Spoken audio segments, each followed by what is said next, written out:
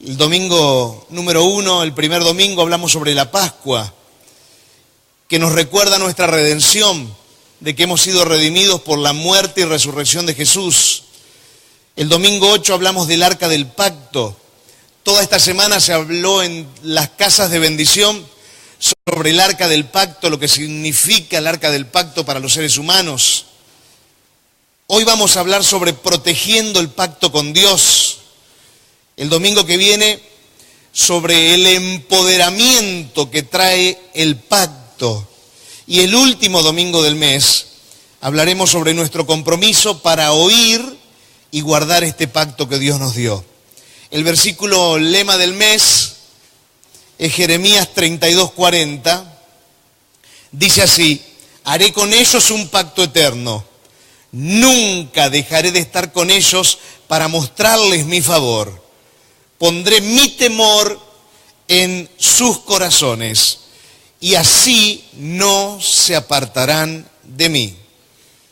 Qué hermoso que es este versículo para poder fundamentar la enseñanza de este mes y poder pensar que Dios dice: pondré mi temor, o sea, una reverencia hacia Él, pondrá en nuestros corazones, y eso va a dar una producción, y la producción va a ser que no nos alejaremos de Dios.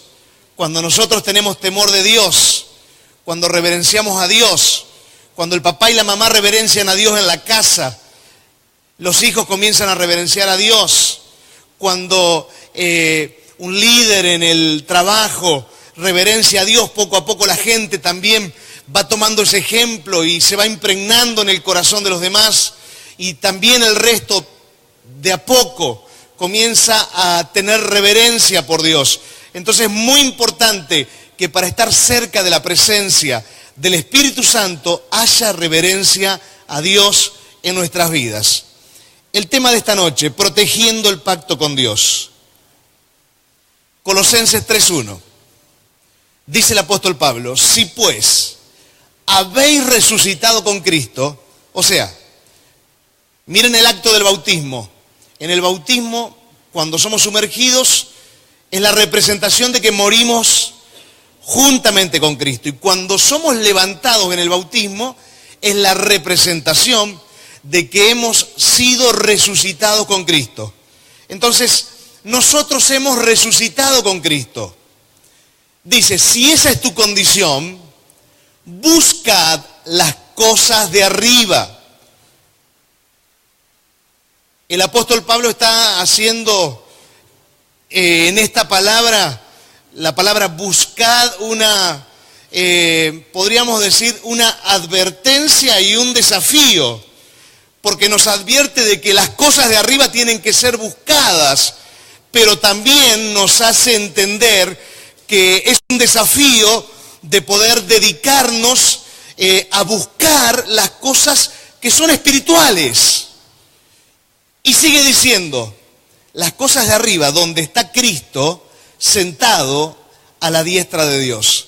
Entonces, nosotros tenemos en esta tierra, mientras estamos vivos, la posibilidad de buscar las cosas terrenales. Es una posibilidad. Buscar las cosas de esta tierra, buscar las cosas que son carnales, o, dice el Señor a través del apóstol Pablo, buscar las cosas de arriba, o sea, buscad las cosas espirituales. La vida nos presenta dos caminos, y uno es el buscar lo natural, o el siguiente, buscar las cosas de arriba, las espirituales. Pero eso no es nada más ni nada menos que una decisión de cada persona. Eso nace del corazón. Eso nace de un corazón que tiene el deseo de vivir su vida plenamente lleno de Dios y buscar las cosas de arriba. O podemos decir y decidir buscar las cosas naturales y carnales. Pero el apóstol Pablo está haciendo una advertencia, un llamado de atención, una invitación, pónganle el nombre que quieran, pero nos pide que busquemos las cosas de arriba. Entonces cuando van pasando los años y vamos matando nuestra carne y buscamos las cosas espirituales, las cosas de arriba, nos terminamos encontrando con que en la vida andamos en un Fórmula 1 pareciera. Pero cuando buscamos las cosas de la carne, que tal vez son lindas al principio porque son las que llenan nuestra carne, terminamos andando en una carreta. Por eso Pablo dice, busquen las cosas de arriba. ¿Por qué las de arriba? Porque con Cristo tenemos herencia espiritual. Porque con Cristo tenemos, dice el libro de Efesios, toda clase de bendición. Todo lo que necesitamos está a través de Cristo en las cosas espirituales. Por eso es este gran desafío de Dios, de que dediquemos nuestra vida, ya que hemos resucitado, ya que hemos vuelto a vivir por haber recibido a Cristo en nuestro corazón. Bueno, lo hemos experimentado, ahora entreguemos nuestra vida a las cosas de arriba.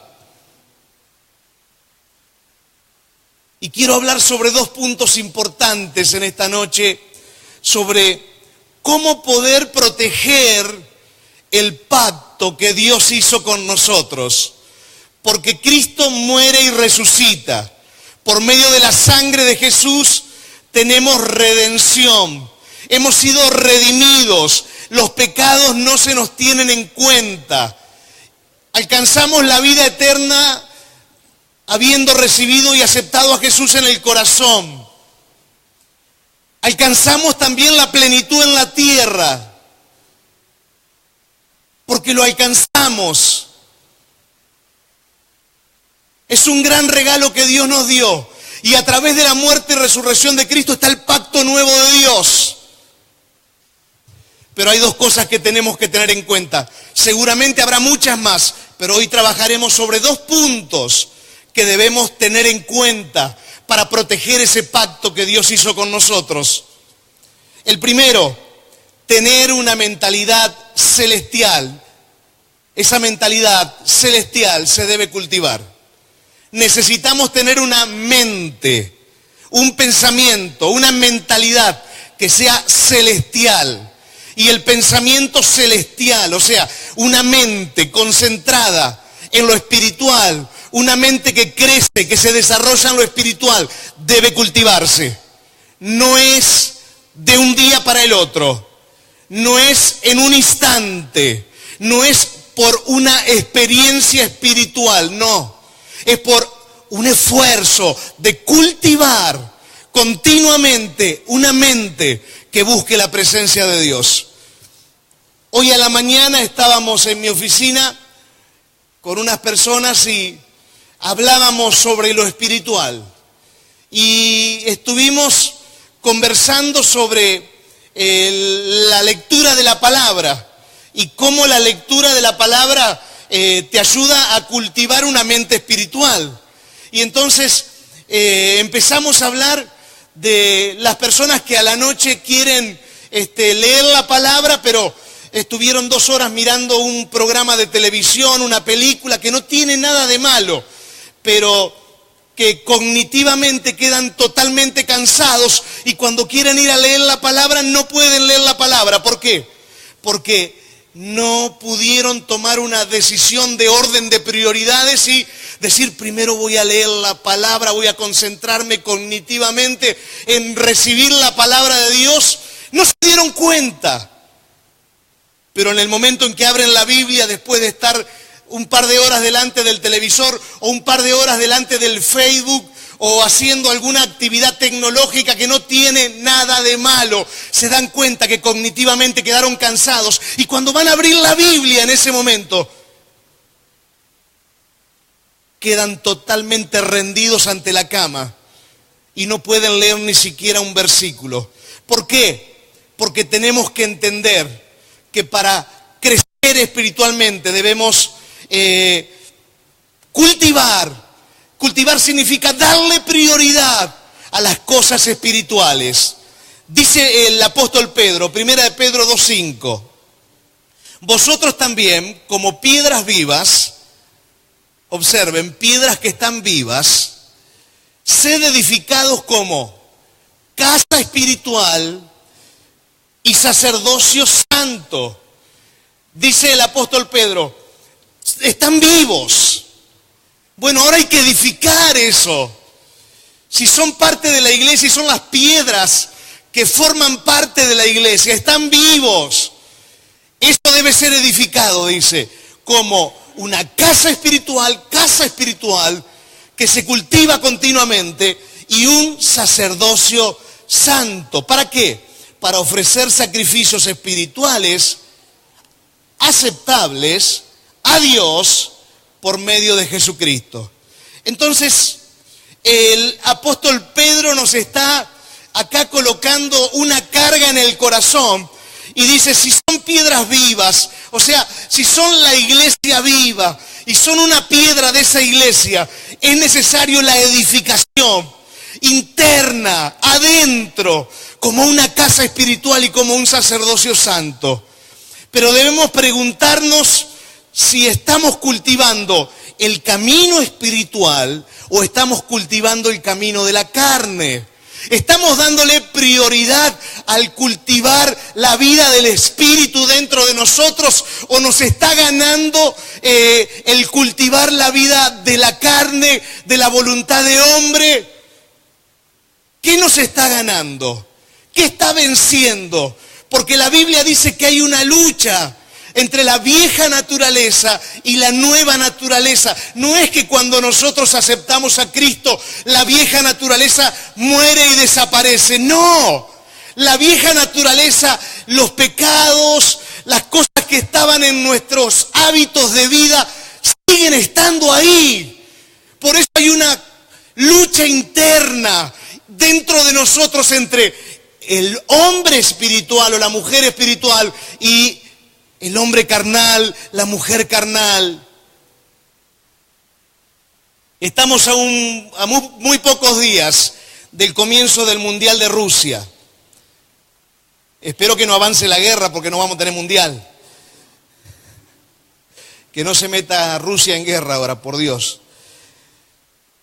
Bien, ¿cuántos van a ver en los momentos en que juega la selección argentina el partido en ese día? Levanten la mano, por favor. Bien, solamente unas 20 personas. O sea que si Argentina juega la final contra Brasil un domingo a las 8 de la noche, el resto va a estar acá. Bueno, le doy una oportunidad. Pregunto de vuelta. De última cambiamos el horario de reunión. Pregunto de vuelta o ponemos en vivo el partido y después hacemos la reunión. ¿Cuántos, si Argentina juega el final del campeonato del mundo un domingo a las 8 de la noche, van a ver ese partido? Levante la mano. Bien. ¿Por qué pueden ver ese partido en vivo? Si están jugando en Rusia a miles y miles y miles y miles de kilómetros de acá. ¿Saben por qué? Porque hay un satélite que se conecta a una señal que te permite ver cuando Messi le pega la pelota, que esperemos que haga goles y salgamos campeón, porque se lo merece ese muchacho, nos permite la señal estar viendo lo que pasa en Rusia en el mismo instante en que están pateando la pelota o en que están corriendo hacia un costado, porque el satélite, cuando tenemos nosotros el canal, en el canal correcto, la señal correcta conectada al satélite, nos permite ver el partido en vivo y en directo. ¿Sabían? ¿Por medio de qué? De una señal. Una señal que nos conecta con Rusia o que nos conecta con el país que sea en el momento en que está habiendo un partido, si queremos hablar de partidos de fútbol. Una señal, nada más que una señal. Entonces, el apóstol Pablo decía, busquen las cosas de arriba, donde está Cristo sentado a la diestra de Dios. Y para entrar a ese lugar necesitamos una señal espiritual que se desarrolle en nosotros. Y para eso es necesario buscar lo espiritual. Hay cosas que están pasando en el cielo, pero necesitamos tener una conexión con la señal espiritual. Para que podamos proteger el pacto con Dios, es necesario que cultivemos esa señal, esa vida espiritual. Porque en el trono, dice Jesús, cuando les enseñó a orar, oren de esta manera, les dijo, Padre nuestro que estás en los cielos, y le resumo yo, venga tu reino y hágase tu voluntad, así como se está haciendo ahora en el cielo, se haga en la tierra. ¿Qué estaba diciendo Jesús? Lo que se está transmitiendo en el cielo, pedirle al Padre que pase acá. Pero si no tenemos una señal espiritual, si no hemos cultivado nuestra vida espiritual, será imposible tener el discernimiento del Espíritu para pedir que pase lo que está pasando en el cielo. Es una decisión caminar por la búsqueda de lo espiritual o caminar por la búsqueda de lo natural y carnal. Es una decisión de cada ser humano. Y muchas veces en el transcurrir de los años, todos nosotros, y me incluyo y me pongo en primer lugar, necesitamos una cirugía espiritual, que pase el bisturí del Espíritu por nuestra alma y que corte lo que no es del Espíritu. Todos necesitamos cada tanto una cirugía de Dios, una cirugía del Espíritu de Dios para volver a conectarnos y enchufarnos y estar en directo, con señal directa con lo que está pasando en el trono. Lo necesitamos. Precisamos ese bisturí espiritual, porque ahora quiero colocar a Satanás en el centro de la escena. Satanás no quiere que crezcas espiritualmente. Él no quiere, él quiere que abandones tu fe. Él quiere que rompas el pacto con Dios, que la protección esa que vos podés producir para que ese pacto fluya en tu vida, él quiere que eso se rompa. Quiero meterlo a él en esto. Porque él sabe que si Dios te da una palabra de algo que está pasando en el trono, te lo revela para la tierra. Esa palabra produce un embarazo adentro tuyo. Y esa palabra forma la imagen de Cristo adentro tuyo. Esa palabra produce que el poder que levantó a Jesús de los muertos te levante a vos y te lleve a una nueva posición. Él no quiere que estés conectado con la señal celestial. Él no quiere que cultives tu vida espiritual. Él quiere que redundes, que vayas y andes continuamente en las cosas de la carne, en la voluntad de hombre. Pero es necesario que Dios pase el bisturí y haga una cirugía en nuestra alma. Y separe el alma del espíritu. No seamos almáticos, sino que haya una presencia de Dios que domine nuestro espíritu. Y que luego el espíritu domine el alma. Hebreos 4:16 dice, acerquémonos, mire lo que está diciendo, acerquémonos, no dice, te van a empujar, te van a agarrar de la mano, no, dice, acerquémonos. Nos está pidiendo que nos acerquemos, pues confiadamente al trono de la gracia. Ahí donde está Jesús. Acérquense al trono de la gracia, dice.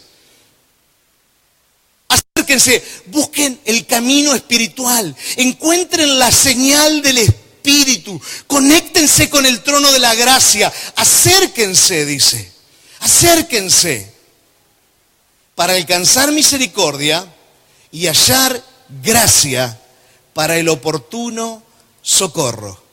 Dice la palabra del Señor que es necesario acercarnos a ese trono, porque en ese trono hay misericordia continuamente y hay gracia de Dios cuando estemos precisando un socorro en forma oportuna para nuestras vidas.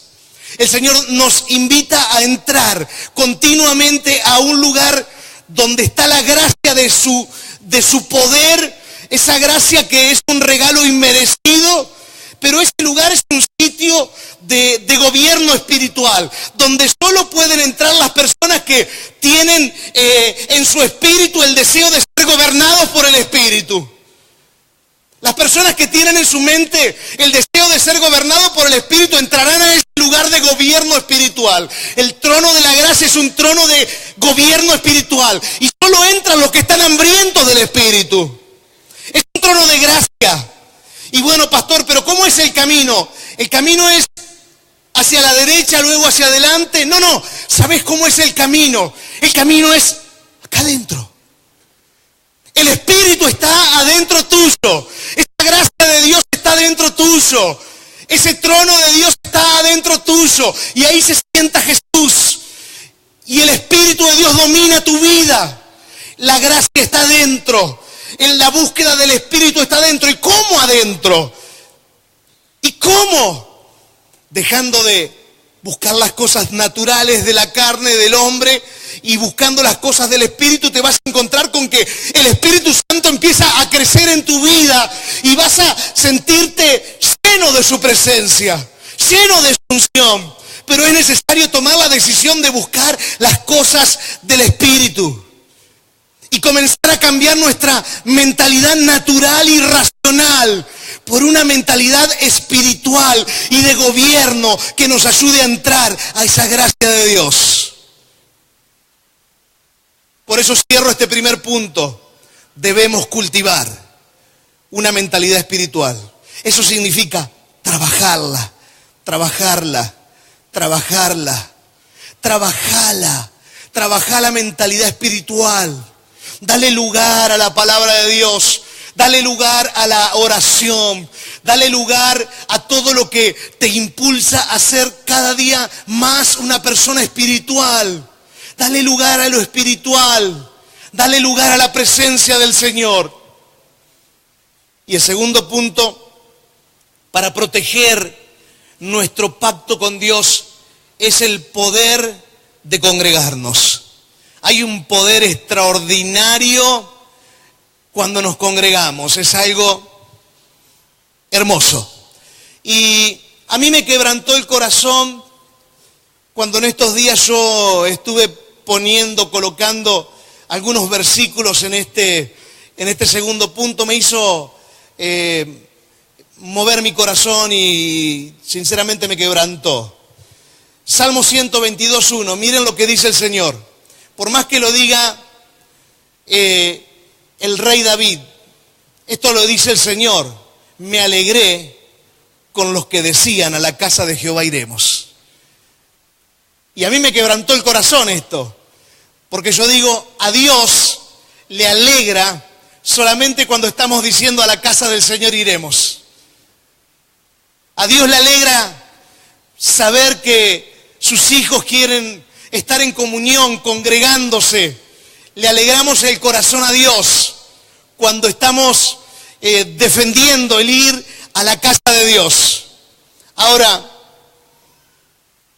hay muchas personas que son indiferentes a estas reuniones, que no solo que son indiferentes, sino que hasta te ponen palos en la rueda para que no vengas. Y cuando nosotros dejamos de venir, no producimos esta alegría en el corazón de Dios. Porque su palabra dice, me alegré cuando decías, a la casa de Jehová iremos. Hay gente que no ama la iglesia. Y porque no ama la iglesia, quiere sacarte a vos de la iglesia. Porque no sabe la experiencia que vos tuviste con Dios. Vos tuviste una experiencia con Dios. Hay personas de las que te tenés que cuidar, porque tal vez no te lo hacen a propósito, pero no quieren, porque no tuvieron una experiencia personal con Dios. No quieren que vos busques a Dios y alegres el corazón de Dios. Y a muchas veces no es que hay personas que quieren impedir que te congregues, sino que muchas veces hay fuerzas de maldad que no quieren que te acerques a la casa del Señor. Un versículo extremadamente conocido, Hebreos 10:25, dice, no dejando de congregarnos, como algunos tienen por costumbre, sino, dice, exhortándonos, y tanto más cuando veis que aquel día se acerca.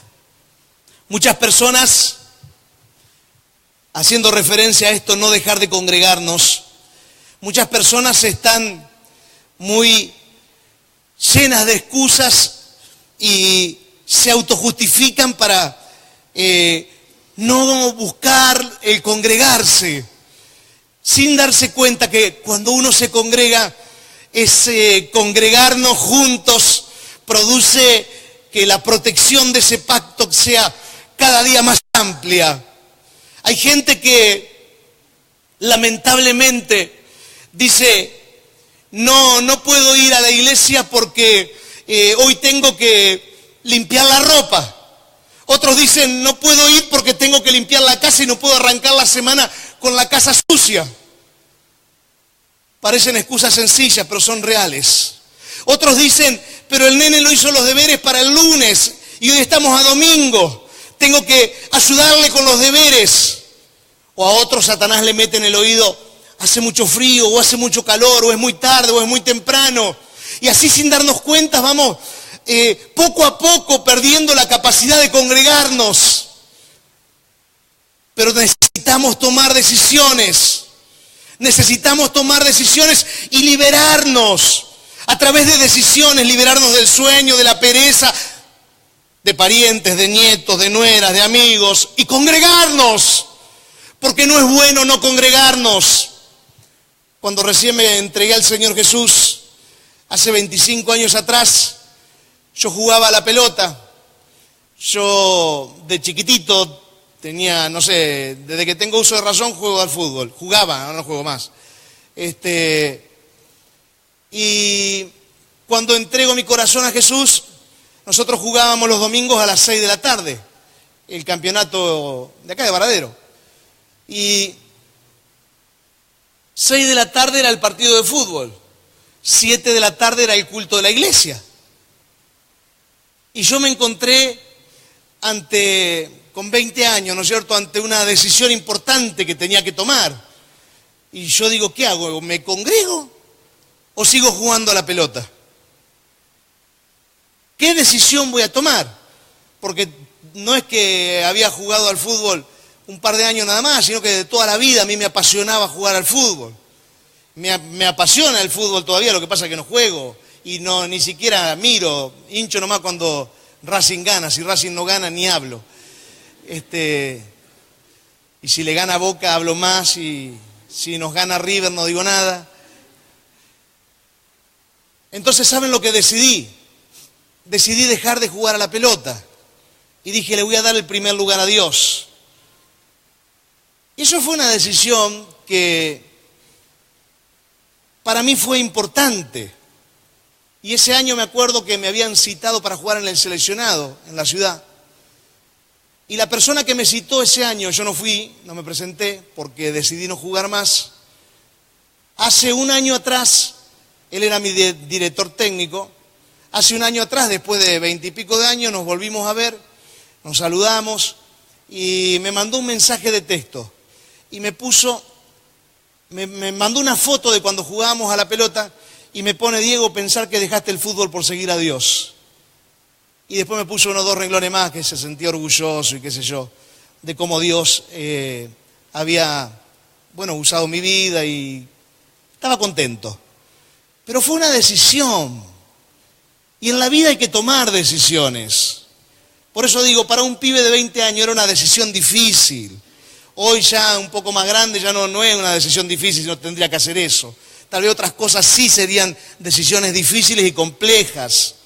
Pero hay decisiones que tenés que tomar para poder poner a Dios en primer lugar siempre y mantener esa protección sobre el pacto que Dios hizo sobre nuestras vidas. Y miren el versículo que sigue. Salmo 42:4. Me acuerdo de estas cosas y derramo mi alma dentro de mí. Imagínense derramar el alma dentro de mí, dice. De cómo, oigan esto, yo fui con la multitud. Miren el salmista. Se me derrama el alma. ¿Qué quiere decir? Me lleno de alegría, me lleno de plenitud, me lleno de fuerzas. ¿Cuándo? Cuando yo fui con la multitud y la conduje hasta la casa de Dios. ¿Tenés un problema de depresión? Dice que el alma se te derrite adentro tuyo. Se te llena de la presencia de Dios tu alma. ¿Cuándo? Aunque estés con depresión, cuando vas a las personas, a las multitudes, dice acá, a los que no tienen a Cristo o a los que han dejado de congregarse y los traes a la casa de Dios, eso produce un bienestar dentro de nosotros. Y dice, entre voces de alegría y de alabanza del pueblo en fiesta. ¿Tenés un problema de depresión? Anda corriendo hacia las multitudes y tráelas a la casa de Dios. Y tu alma va a experimentar una unción del Espíritu Santo. Vas a experimentar una manifestación de Dios que va a ser hermosa.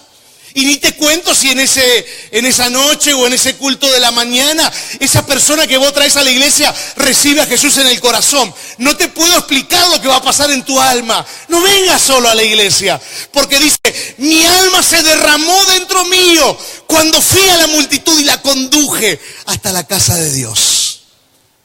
Es importante congregarnos, porque nos ayuda a proteger el pacto. Y el apóstol Pablo a Timoteo le decía, 1 Timoteo 3:15, para que si tardo, sepas cómo conducirte en la casa de Dios, que es la iglesia del Dios viviente, la casa de Dios, iglesia del Dios viviente, eso somos nosotros, y dice, son la columna y el baluarte de la verdad. Si hay una reserva espiritual en el mundo, es la iglesia.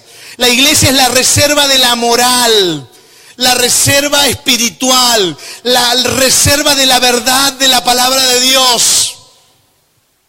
Tanta gente que no tiene temor de Dios, tanta gente que hace lo que le viene a su mente, lo que quieren, porque le falta temor de Dios. Entonces, ¿qué es lo que nos está pasando socialmente? Que necesitamos como iglesia plantar firme la columna y este baluarte de la verdad de Dios. Hablar más de la palabra de Dios, congregarnos más, buscar más de Dios, porque somos la sal y la luz, dice el Señor, de esta tierra. Hechos 20:28 dice, por tanto mirad por vosotros y por todo el rebaño en que el Espíritu Santo os ha puesto por obispos, para apacentar la iglesia del Señor, la cual Él ganó por su propia sangre. Necesitamos entender estas dimensiones del Espíritu. El Señor, por el derramamiento de su sangre, nos dio vida eterna, pero Él mismo, con este sacrificio, Él ha creado la iglesia. ¿Hasta cuándo? Hasta que Él vuelva a buscarnos. Por eso debemos valorar la iglesia, cuidar la casa del Señor. Fin del mensaje. Conclusión. ¿Qué deseo? ¿De qué forma quiero vivir? ¿Fundamentados en el camino de la carne o fundamentado en el camino del Espíritu? ¿Dónde quiero yo vivir? ¿Quiero mantenerme en los deseos de la voluntad de mi propia carne? ¿O quiero mantenerme cultivando y esforzándome bajo lo que el Espíritu quiere hacer en mi vida? ¿Cómo quiero vivir? ¿Carnalmente, almáticamente o espiritualmente? Por eso es necesario tomar conciencia de esto. Que si hemos recibido a Jesús en nuestro corazón, tiene que haber cambios radicales. Y para eso es necesario lo que dije en un momento, de que haya una cirugía con el bisturí espiritual de Dios. Pero la cirugía no se hace si no hay un deseo, una voluntad nuestra de dejar al Señor hacer la cirugía. Porque si hay algo que debe estiparse en esta noche, Dios no lo hace a la fuerza. Dios es un caballero. No hace nada contra la voluntad del hombre. Pero si nosotros en esta noche decimos, Padre, quiero el camino del Espíritu, acá está mi corazón, podés operar, podés pasar el bisturí, podés hacer lo que quieras, Él lo va a hacer. Últimos 2 versículos de la noche. Juan 1, 12 y 13. Mas a todos los que le recibieron, nosotros, a los que creen en su nombre, nosotros, les dio potestad de ser hechos hijos de Dios. Somos hijos de Dios, los cuales, dice, no son engendrados de sangre, ni de voluntad de carne, ni de voluntad de varón. O sea, el que le recibió, el que cree en el nombre de Jesús, el que ha sido hecho hijo de Dios, no ha sido engendrado por la carne, ni por la voluntad de la sangre, ni por la voluntad de un varón. Ahí, dice el Señor, hubo una obra del Espíritu, ha sido engendrado de Dios. El pacto nuevo de Dios con el hombre es un pacto que nos produce un nacimiento espiritual, un nacimiento que nos hace ser hijos de Dios. Y si lo entendemos conscientemente, debemos vivir por el Espíritu.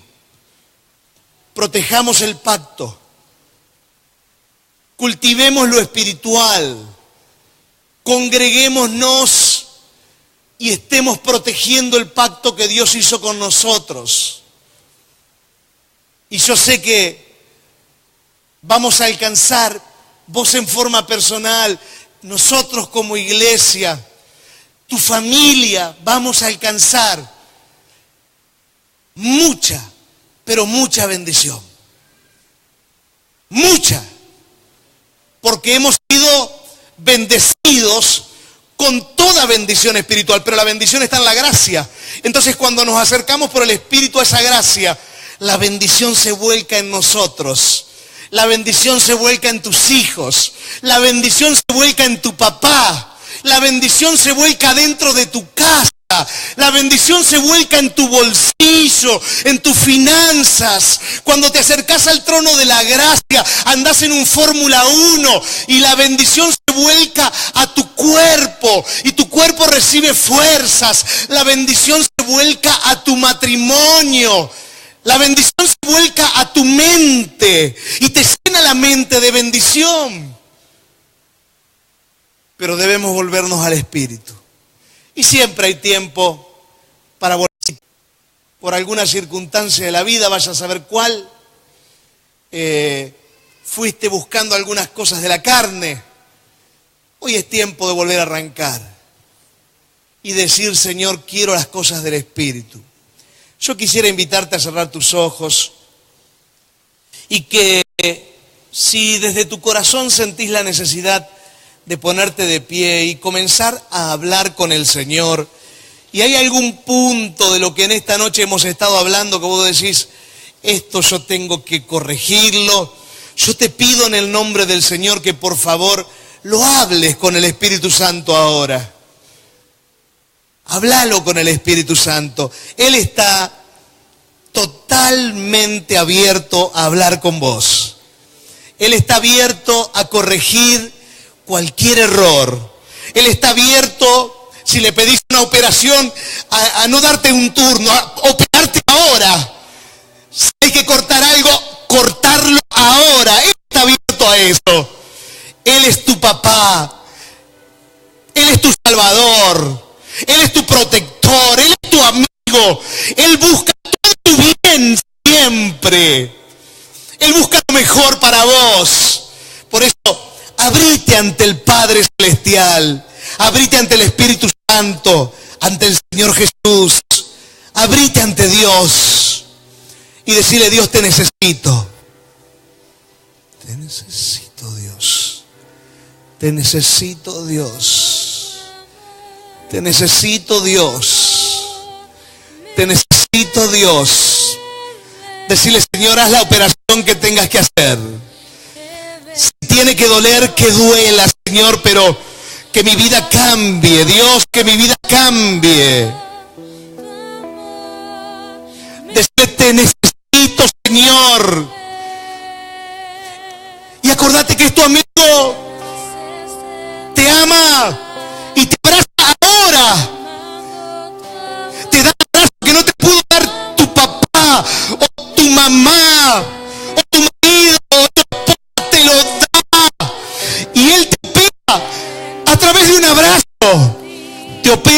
través del amor. Te invito a que le pidas al Espíritu Santo que Él, a través de su amor que te envuelve, haga la operación que debe hacer en esta noche.